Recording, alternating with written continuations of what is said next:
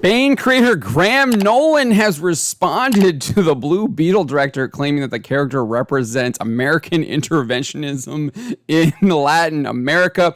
If you don't know what I'm talking about, in a recent interview with The Playlist, Blue Beetle director Angel Manuel Soto claimed that Bane represents American intervention in Latin America. This is what he had to say. He says, as far as Bane goes, the comics that are about Bane's story, it felt like he's very misunderstood, much like Carapax in the Blue Beetle movie. Carapax plays kind of the main supervillain in that film. He is a product of his environment, talking about Bane. And that history has been buried, the history of the Caribbean, the Antilles. It's a history that's brushed off in history books. So for me, it was very important to be seen. And with the character of Bane, the formation of this villain, I think in his own right, he's also a hero in his story. So whatever happens at the end that might have gotten distorted because of what was done to him, I think what he represents is a lot of the unknown or forgotten or brushed under the rug history of interventionism in Latin America and the Caribbean.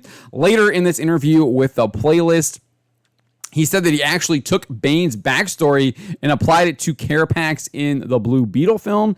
And he says, because we need it. And he talked about the importance of that. He says, because we need it. When we're introduced to the world in movies, right, where we are seen as villains, it's just given that we are born that way. And when we talk about the history of Latin America, nobody dares to question, well, what happened before?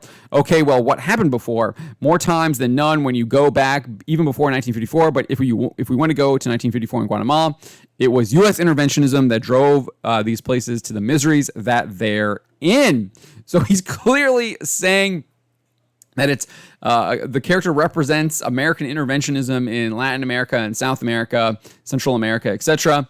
He says, so I'm not embarrassed to talk about it. History is there. Nobody's trying to blame something. Nobody's trying to say it's just like, hear us out. This is our story. And you know what? We can heal together. At the end of the day, we can all heal together. If we recognize the stuff that has happened in the past and lift each other up in a way that I feel the Reyes family lifts each other up. It's like, welcome to our stories in the same way that we're welcome to other stories. Welcome to our stories, and let's have a dialogue. It's beautiful. That just seems like a bunch of platitudes there at the end. But we had Graham Nolan react to these comments, our coverage of Soto's comments. He responded to Aaron Sparrow, known for his work on Darkwing Duck. And Aaron Sparrow said, if it's all the same to Soto, I think I'll trust the creators of the character. And then he asked Chuck Dixon and Graham Nolan to tell me what Bane represents.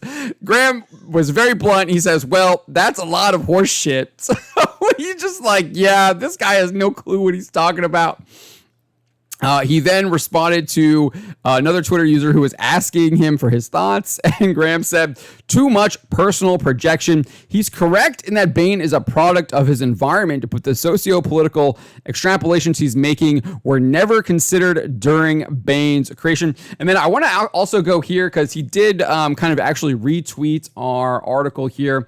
I did not include that in the article already, but I do want to kind of go through here. I got to find it here. I don't know how much he's been tweeting it. Here we go. Here it is right here. He says, you know, sometimes a cigar is just a cigar, people. Hashtag Bane. So Graham Nolan not beating around the bush.